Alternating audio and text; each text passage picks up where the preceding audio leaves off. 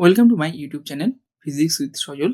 আজকে আমরা মাধ্যমিকের এবিটিএ টেস্ট পেপারের ভৌতবিজ্ঞানের পেজ নাম্বার 101-এর 1 নম্বরের কোশ্চেনগুলো সলভ করব। তো আমাদের ফার্স্ট কোশ্চেনটা বলছে, বায়ুমণ্ডলের কোন অঞ্চলে কৃত্রিম উপগ্রহ মহাকাশ স্টেশন থাকে?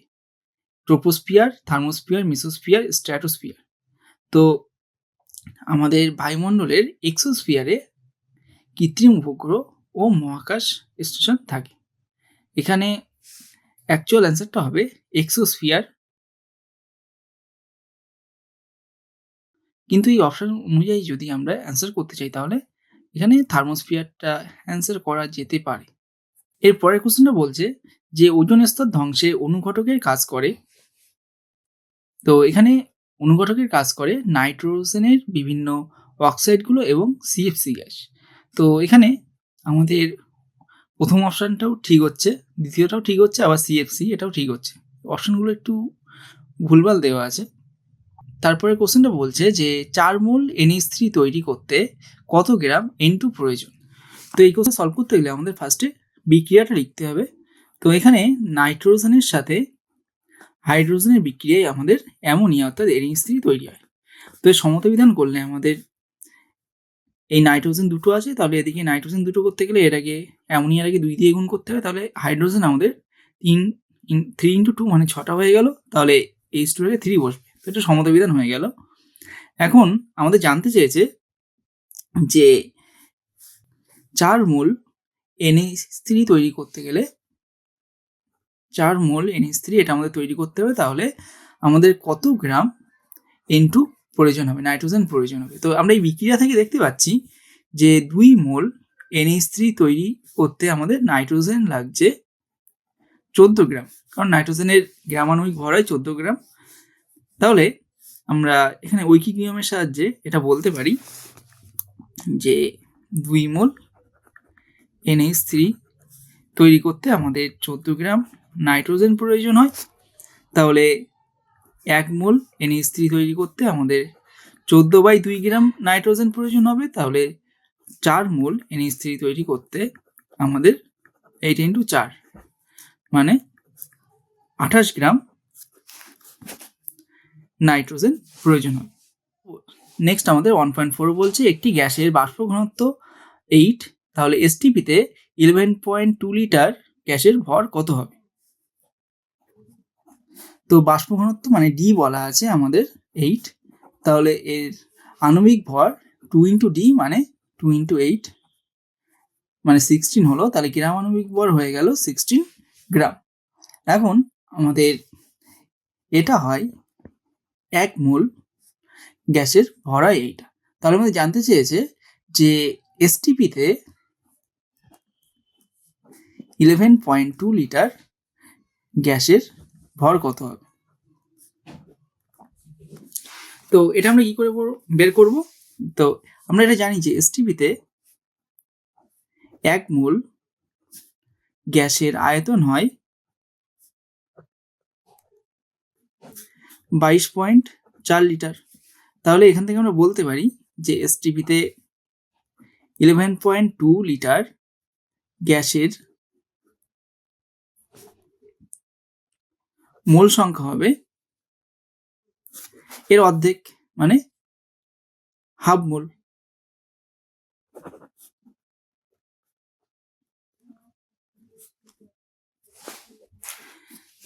তাহলে এখানে আমাদের হাফ মোল মানে কত গ্রাম গ্যাস সেটা বের করতে হবে।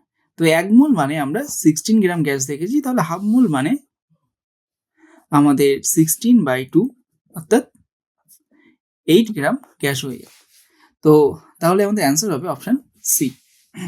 এর পরের কোশ্চেনটা বলছে, গ্যাসের প্রসারণের সময় প্রাথমিক উষ্ণতা ধরা হয় 4K, 0K, 0 ডিগ্রি সেলসিয়াস এবং 4 ডিগ্রি সেলসিয়াস। তো এটা হয় 0 ডিগ্রি সেলসিয়াস।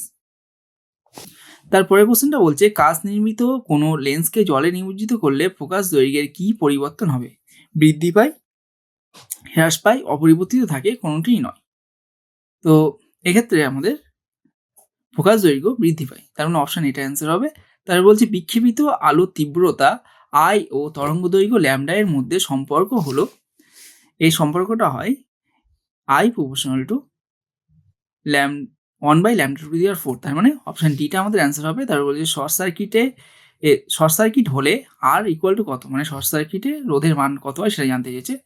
তো ফার্স্টে বলছে অসীম, 0, 10⁻6 ওহম আর 10⁻10 ওহম। তো শর্ট সার্কিট হলে আমাদের বর্তনীর রোধ সর্বনিম্ন হয়ে যায়, অর্থাৎ এটা 0 হবে অ্যান্সার। তারপরে বলছে যে তড়িৎ ক্ষমতার এসআই একক কি? তো ফার্স্ট অপশনটা বলছে ওয়াট, তারপরেরটা বলছে জুল, তারপরে অপশনটা বলছে আর্ক, তারপরে অপশনটা বলছে টেসলা। তো তড়িৎ ক্ষমতার একক আমাদের হয় ওয়াট, তার মানে অপশন এটা আমাদের অ্যান্সার হবে। তারপর বলছে নিউক্লিয় রিঅ্যাক্টরে মডারেটর হিসেবে ব্যবহৃত হয় ক্যাডমিয়াম, ইউরেনিয়াম 235, লেড, ভারী জল। তো এখানে ব্যবহার করা হয় ভারী জল। তারপরে বলছে দীর্ঘ পর্যায় সারণীতে নোবেল গ্যাসগুলি যে শ্রেণীতে আছে তা হলো 18 নম্বর শ্রেণীতে আমাদের নোবেল গ্যাসগুলো থাকে। তারপরে কোশ্চেনটা বলছে আয়নীয় যৌগের ক্ষেত্রে প্রযোজ্য হলো মোল, সংকেত ওজন, আণবিক ওজন, আয়নীয় ওজন। তাহলে অপশন বিটা সংকেত ওজন, এটা আমাদের অ্যান্সার হবে। তারপরে বলছে HNO3 এর শিল্প প্রস্তুতিতে NH3 এর অনুঘটকীয় জারণে উৎপন্ন অক্সাইডটি হলো। তো এখানে যে অক্সাইডটা উৎপন্ন হয় সেটা হলো আমাদের NO। এরপরে বলছে কার্বন বিজারণ পদ্ধতিতে নিষ্কাশন করা হয় এমন একটি ধাতু হলো সোডিয়াম, পটাশিয়াম, জিঙ্ক, ক্যালসিয়াম। তো এখানে আমাদের কার্বন বিজারণ পদ্ধতিতে নিষ্কাশন করা হয় জিঙ্কের, তার মানে অপশন সি অ্যান্সার হবে। তারপরে বলছে যে এই অ্যালকোহলের সঙ্গে সোডিয়ামের বিক্রিয়ায় উৎপন্ন গ্যাসটি হলো, তো অ্যালকোহলের সাথে সোডিয়ামের বিক্রিয়ায় আমাদের হাইড্রোজেন গ্যাস উৎপন্ন হয়, তার মানে অপশন বিটা অ্যান্সার হবে। নেক্সট 2 ফার্স্ট কোশ্চেনটা বলছে বায়ুমণ্ডলের কোন স্তরটি শীতলতম? তো বায়ুমণ্ডলের মেসোস্ফিয়ার আমাদের শীতলতম স্তর হয়, তাহলে এর অ্যান্সার হবে মেসোস্ফিয়ার। তারপরে বলছে ODS এর পূর্ণ রূপটি কি? তো ODS এর পূর্ণ রূপটি হলো আমাদের ওজোন ডিপ্লেটিং সাবস্টেন্সেস।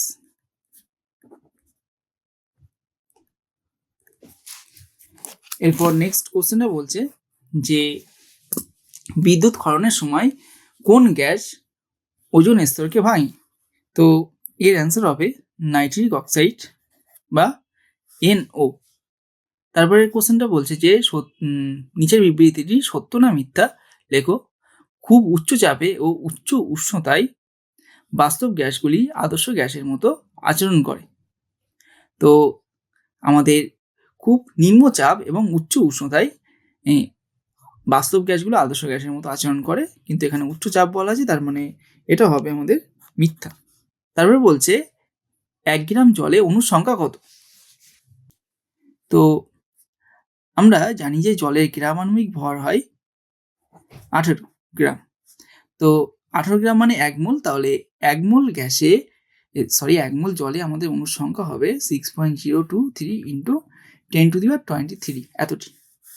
তাহলে 1 গ্রাম জলে অণুর সংখ্যা হবে 6.023 ইন্টু 10⁻23/18। তো এটা ক্যালকুলেশন করলে আমাদের আসে 7.53 ইন্টু 10⁻22 এতটি।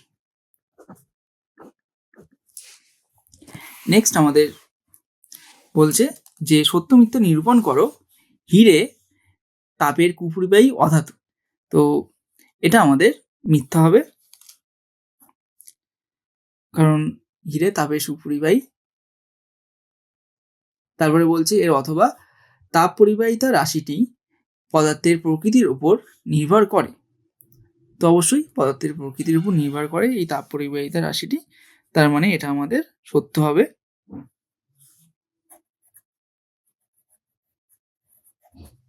তারপরে 2.6 বলছে কখন একটি উত্তল লেন্সে অসৎ প্রতিবিম্ব গঠিত হয়? তো আমাদের একটা উত্তল লেন্স, এইটা হলো এর প্রধান অক্ষ এবং এর ফোকাস। এর ফোকাসের মধ্যে যদি আমরা বস্তু রাখি তাহলে একটা আলোক রশ্মি এইভাবে সমান্তরালে এসে এই ফোকাসের মধ্যে দিয়ে বেরিয়ে যাবে এবং আরেকটা আলোক রশ্মি আমাদের এই আলোক কেন্দ্রের মধ্যে দিয়ে বেরিয়ে যাবে এইভাবে। তাহলে এইটা দুটোকে যদি আমরা পিছন দিকে বাড়িয়ে দিই, কারণ এদিকে কখনোই মেলা সম্ভব না, এইদিকে পিছন দিকে বাড়িয়ে দিলে ওরা এরকম কোথাও একটা মিলিত হবে। তাহলে আমরা দেখতে পাচ্ছি যে এক্ষেত্রে ফোকাসের মধ্যে যদি বস্তুটাকে রাখা হয় ফোকাস এবং আলোক কেন্দ্রের মধ্যে, তাহলেই এর অসৎ বিম্ব তৈরি হচ্ছে এবং বিবর্ধিত হচ্ছে সেটা। তাহলে অ্যান্সারটা আমাদের হবে বস্তুকে আমাদের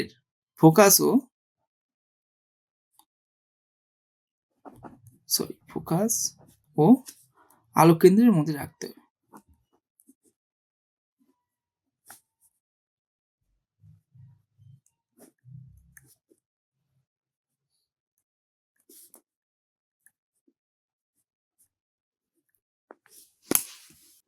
নেক্সট কোশ্চেনটা বলছে যে কোনো মাধ্যমের প্রতিসরাঙ্ক আলোর বেগের উপর কিভাবে নির্ভর করে। তো আমরা এটা জানি যে কোনো মাধ্যমের প্রতিসরাঙ্ক মিউ এটা ইকুয়াল টু হয় সি বাই ভি। সিটা হলো ওই শূন্য মাধ্যমে আলোর গতিবেগ এবং ভিটা হলো যে মাধ্যমের কথা এখানে বলা হচ্ছে সেই মাধ্যমের আলোর গতিবেগ। তাহলে সিটা যেহেতু ধ্রুবক, মানে শূন্য মাধ্যমে আলোর বেগ যেহেতু ধ্রুবক, তাহলে আমরা এখান থেকে পাচ্ছি মিউ প্রপোর্শনাল টু 1/v। তাহলে এখানে আমাদের অ্যান্সারটা হবে যে আলোর গতিবেগের সাথে ব্যস্তানুপাতে পরিবর্তিত হয় বা ব্যস্তানুপাতে নির্ভর করে। এরপর আন্তর্জাতিক নিয়ম অনুসারে আর্থ তার কি রঙের হয়। তো আন্তর্জাতিক নিয়ম অনুসারে এটা আমাদের আর্থিং তারটা হয় সবুজ রঙের। তারপরে বলছে যে উষ্ণতা বৃদ্ধিতে অর্ধপরিবাহী রোধ কিভাবে পরিবর্তিত হয়। তো উষ্ণতা বৃদ্ধিতে অর্ধপরিবাহী রোধ আমাদের হ্রাস পায়। তাহলে 2.9 এর অ্যান্সার হবে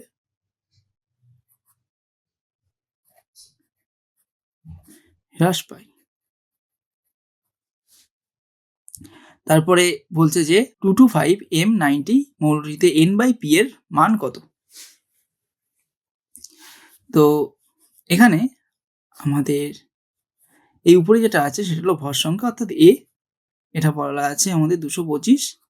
আর এখানে প্রোটন সংখ্যা এটা হলো নিচে যেটা আছে সেইটা পরমাণু ক্রমাঙ্ক আর প্রোটন সংখ্যা সমান হয়, তাহলে প্রোটন সংখ্যা হলো 90। তাহলে এন অর্থাৎ নিউট্রন সংখ্যা আমাদের হয়ে যাবে এই এ মাইনাস, এটা অ্যাকচুয়ালি জেড ছিল, এ মাইনাস জেড, তার মানে 225 মাইনাস 90। তো এটা করলে আমাদের কত আসে, এটা করলে আমাদের আসে 135। তাহলে N/P যে অনুপাতটা জানতে চেয়েছে সেটা আমাদের হয়ে যাবে N/P ইকুয়াল টু 135/90। তো এটা ক্যালকুলেশন করলে আমাদের আসে অ্যাকচুয়ালি 1.5। তাহলে N/P এর মানটা হলো 1.5। এরপরে নেক্সট বলছে যে বিক্রিয়াটি সম্পূর্ণ করো, এই বিক্রিয়াটা সম্পূর্ণ করতে হবে।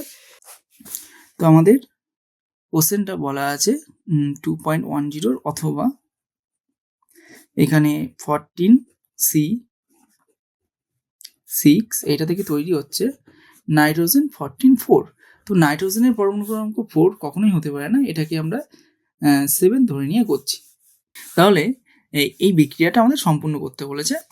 তো এখানে তাহলে আমরা দেখতে পাচ্ছি যে 14 ভর সংখ্যা কার্বনেরও 14 আর এরও 14, নাইট্রোজেনেরও 14, কিন্তু পরমাণু ক্রমাঙ্ক এর 1 বেড়ে গিয়েছে।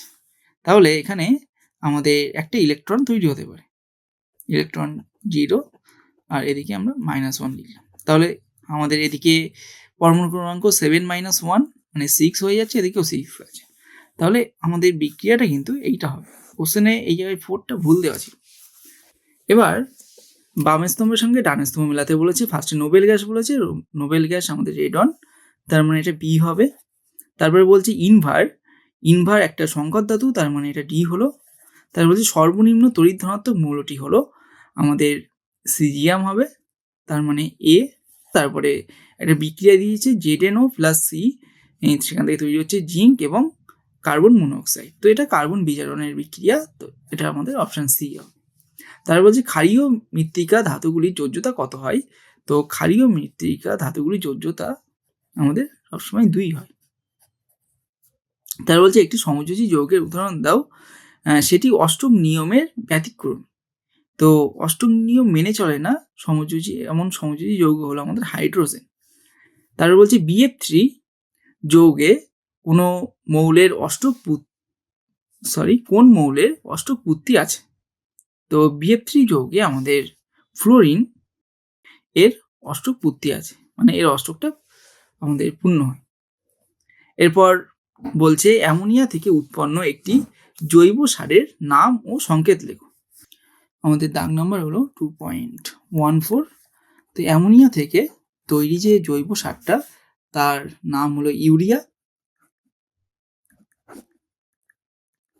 এবং সংকেত হলো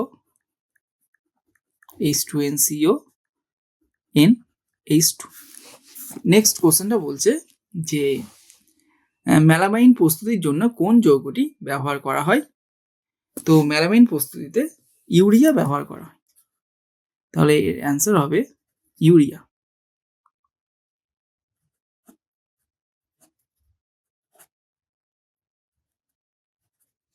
তারপরে 2.16 বলছে তড়িৎ বিশ্লেষণ পদ্ধতিতে অ্যালুমিনিয়াম নিষ্কাশনে ক্যাথোডে কি বিক্রিয়া ঘটে?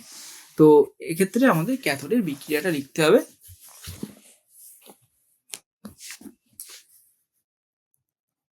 তো ক্যাথোডে আমাদের Al3+ আয়নটা যায় এবং সে 3টে ইলেকট্রন গ্রহণ করে আমাদের অ্যালুমিনিয়াম ধাতু তৈরি করে।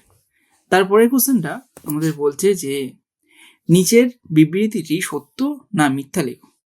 বিবৃতিটা বলছে যে তড়িৎ বিশ্লেষ্য পদার্থের মধ্য দিয়ে মুক্ত ইলেকট্রনগুলি তড়িৎ পরিবহন করে। তো এখানে অ্যাকচুয়ালি আয়নগুলো আমাদের তড়িৎ পরিবহন করে, ইলেকট্রনগুলো না, তার মানে এটা আমাদের মিথ্যা হবে। তারপর বলছে প্রোটিনের মনোমারের নাম লেখো। তো এটা হলো অ্যামিনো অ্যাসিড।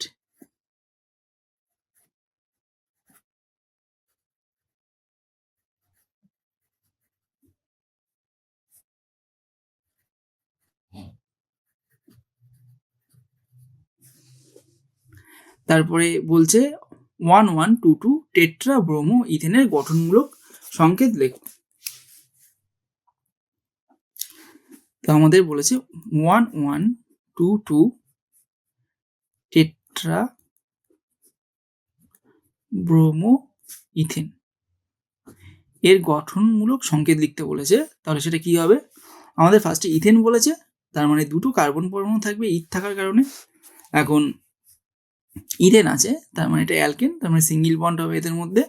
এইবার কার্বন দুটোকে আমরা নাম্বারিং করলাম 1 2, আর 1122 টেট্রা ব্রোমো বলেছে, তার মানে 4টে ব্রোমিন পরমাণু আমাদের দুটো আছে 1 নম্বর কার্বনে আর দুটো আছে 2 নম্বর কার্বনে। তাহলে কার্বনের যোজ্যতাগুলো আমরা দেখিয়ে দিলাম। তাহলে প্রত্যেকটা কার্বনে 4টে করে যোজ্যতা হয়ে গেল। এখন 1 নম্বর কার্বনে দুটো ব্রোমিন, 2 নম্বরে দুটো ব্রোমিন বসিয়ে দিলাম, আর বাদ বাকিগুলো হাইড্রোজেন দিয়ে পূর্ণ করে দিলাম। তাহলে এটাই হবে আমাদের 1122 টেট্রা ব্রোমো ইথেনের গঠনমূলক সংকেত। তাহলে আজকের ক্লাস এই পর্যন্ত, দেখা হচ্ছে নেক্সট ক্লাসে।